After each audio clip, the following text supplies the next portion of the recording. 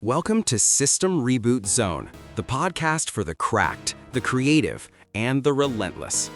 I'm your host, Adam, and this is where low-end legends rise and broken systems get rebuilt. We talk tech, tactics, and triumphs.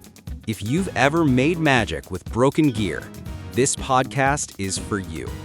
Let's get into it.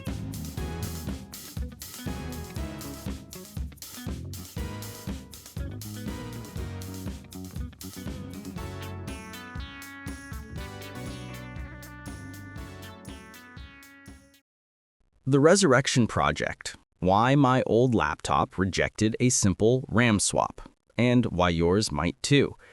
It started with a stutter. Not a major one, just a digital hiccup while I had 12 Chrome tabs open and Spotify running in the background. My laptop, a trusty, battle-scarred Dell Latitude that's been with me since the Obama administration, let out a gasp. The fans kicked into jet engine mode, the mouse cursor froze mid-twerk, and then the inevitable arrived. The blue screen of death. It wasn't the friendly new Windows 11 sad face. It was the old-school, terrifying wall of white text on a cobalt background, dumping hexadecimal error codes at me. I rebooted. It happened again 20 minutes later. This machine was my digital workhorse. Sure, it was thick, heavy, and the battery lasted about as long as a TikTok video, but it had a great keyboard, and it worked. Until now. I'm handy enough with computers to know the basics. I ran a diagnostic test in the BIOS, and the verdict came back harsh and swift. Memory error. One of my two 4GB sticks of RAM had finally given up the ghost. Okay, I thought, sipping my lukewarm coffee. Easy fix. It has 8GB total, running in dual channel. One 4GB stick is dead. I'll just hop on Amazon, buy another 4GB stick for $20, slap it in, and we're back in business. If only it were that simple. The trip to the repair shop and the skepticism. Because I needed the part that day, I drove down to a local PC repair shop. The kind of place that smells faintly of solder and dusty cardboard, with motherboards hanging on the walls like hunting trophies. I put my laptop on the counter and explained the situation to the technician behind the desk, a guy who looked like he hadn't blinked since 2014. I ran diagnostics, one bad RAM stick. I need a 4GB DDR3 replacement, I said confidently. He didn't even look up from the iPhone he was dissecting. It's running dual channel right now? Yeah, 2 4s making 8. He finally looked up. Don't buy one stick. Buy a matched kit of 2 new ones. Replace them both. My internal skeptic immediately put up defenses. Here we go, I thought, the upsell. Why would I throw away a perfectly good, working 4GB stick of RAM just because its partner died? It felt wasteful. It felt like he was just trying to double his sale. Look, I said, trying to sound knowledgeable. I know the other stick is fine. I just need to replace the bad one. As long as the speed matches, it should work, right? He sighed the sigh of someone who explains this 5 times a day. It should work. It might boot. But working and working stably are different things in older machines, man. Especially with dual channel. You mix an 8-year-old stick with brand new silicon, even if the specs say they match, the memory controller might throw a fit. Different timings, different voltages, different manufacturing processes. You're asking for crashes. He pointed a screwdriver at me. If you want it to actually run reliably for another few years, get a matched pair. If you want to be back here in a week with another blue screen, buy the single stick. I left the shop without buying anything. I hated that he made sense, but I needed to verify it myself. Was the matched pair thing real science or just sales talk? The deep dive, entering the RAM rabbit hole.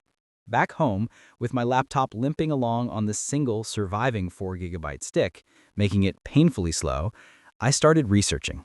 I fell into a deep rabbit hole of overclocking forums, technical white papers, and angry Reddit threads from 2015.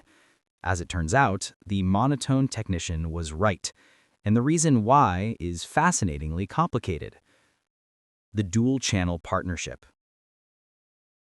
To understand why you can't just mix and match carelessly, you have to understand dual channel. When I bought this laptop years ago, having dual-channel memory was a big selling point. Imagine your CPU is a chef in a kitchen.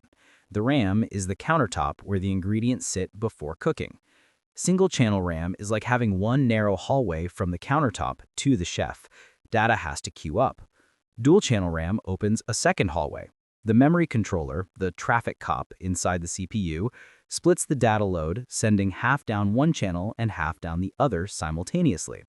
It effectively doubles the bandwidth. It's the difference between a 2-lane road and a 4-lane highway. For dual-channel to work, the two sticks of RAM need to act like synchronized swimmers. They need to move at the exact same speed, hit the water at the exact same angle, and resurface at the exact same second. If one swimmer is half a second slower than the other, the whole routine falls apart.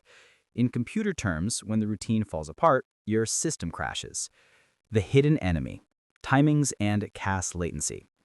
This is where my plan to just buy another 4GB stick hit a brick wall. I knew I needed DDR3 RAM running at 1600 MHz. That's easy information to find. But when you mix an old stick with a new one, those numbers aren't the only ones that matter. There are hidden specs called timings, the most famous being CAS latency, or CL. Think of CAS latency as the reaction time of the RAM. When the CPU asks for data, the CL is how many clock cycles the RAM takes to say, okay, I have that info ready, here it is. My old surviving RAM stick was made in a factory 8 years ago. Its silicon had aged. Let's say it had a CAS latency of CL11. If I bought a new stick today, even if it was also 4GB at 1600 MHz, modern manufacturing might mean its native latency is tighter, maybe CL9 or CL10. When you plug both in, the motherboard's BIOS has to act as a mediator. It tries to find a middle ground where both sticks can operate. It usually defaults to the speed of the slowest stick, but sometimes they just don't agree. The old stick is sluggish, the new stick is too eager. The synchronization breaks, the CPU requests data across both channels, one stick delivers late, and boom, data corruption and blue screens. Even if they are the exact same model number, a stick manufactured in 2015 might use memory modules from Samsung, while the same model manufactured in 2023 uses memory modules from Hynix. These tiny architectural differences can be enough to destabilize an older, sensitive memory controller. The shop technician wasn't trying to upsell me. He was trying to save me from the headache of intermittent crashes. The checklist, what I've actually needed to look for.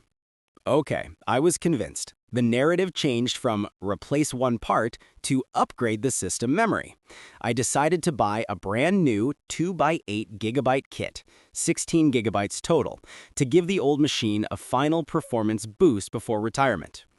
But before I clicked buy, I had to go through a rigorous compatibility checklist. If you are reviving an old laptop, you have to do this too. Number 1, the motherboard manual is scripture. Don't guess. I dug up the PDF manual for my specific laptop model. I had to find the maximum RAM capacity. Some older laptops max out at 8GB or 16GB. If you buy a 32GB kit for a motherboard that only supports 16GB, it won't boot. My laptop maxed at 16GB, so my plan was safe. Number 2, DDR type, the square peg problem. This is non-negotiable. RAM generations are physically different. You cannot jam a modern DDR4 stick into an older DDR3 slot. The notches on the stick won't line up. My laptop was DDR3. Number 3, the voltage trap. DDR3 versus DDR3L. This was a crucial discovery during my research. In the DDR3 era, there was a shift. Standard DDR3 runs at 1.5 volts. Later, a low-voltage version called DDR3L low voltage was introduced, running at 1.35 volts. Many laptops from that transition era require DDR3L. If you put a 1.5V stick in a slot that only supplies 1.35 volts, it won't get enough power to run stably. Conversely, if you put a 1.35 volt stick in a 1.5 volt slot, you might fry it over time. I checked my surviving stick. It had a tiny PC3L label on it. The L saved me from buying the wrong voltage RAM. 4. Slot geography. On a desktop motherboard with 4 slots, you have to put the RAM in specific slots, usually alternating ones like A1 and B1, to activate dual channel. On most laptops, there are only 2 slots, usually stacked on top of each other. To get dual channel, you just fill them both. But I learned that sometimes one slot is harder to reach, under the keyboard, instead of just under a bottom panel. I got lucky. Both of mine were easily accessible on the bottom. The surgery and the verdict.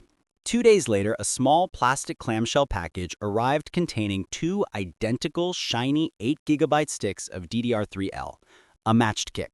They were tested together at the factory to ensure their timings and electrical quirks were perfectly aligned. I flipped the laptop over, unscrewed the access panel, and popped out the battery. Always cut the power first. I grounded myself by touching a metal table leg to avoid shocking the sensitive components with static electricity. I removed the single surviving old stick. It looked tired. I gently inserted the 2 new sticks at a 45-degree angle and pressed down until the little metal arms clicked onto the sides, locking them in place. It's the most satisfying click in computing. I put the battery back, hit the power button, and held my breath. The screen stayed black for a terrifying 10 seconds. The BIOS was recognizing the new hardware, training the memory, checking the timings. Then the Dell logo appeared. Windows loaded. I immediately opened Task Manager, and there it was. 16 gigabytes of memory detected. I ran a stress test for an hour. No hiccups, no blue screens. The laptop felt snappier than it had in 5 years. The journey taught me a valuable lesson about legacy tech. Sometimes, trying to be frugal by mixing old and new parts costs more in time and frustration than just doing it right. The grumpy technician knew that the secret to dual-channel stability isn't just matching the numbers on the sticker. It's about respecting the synchronized dance going on inside the silicon. That's it for today's episode of System Reboot Zone. If you're still grinding, still optimizing, respect. You're rebuilding something legendary. Share this with your crew, drop your wins in the comments, and keep pushing. Until next time, stay mythic, stay relentless, and keep rebooting the system.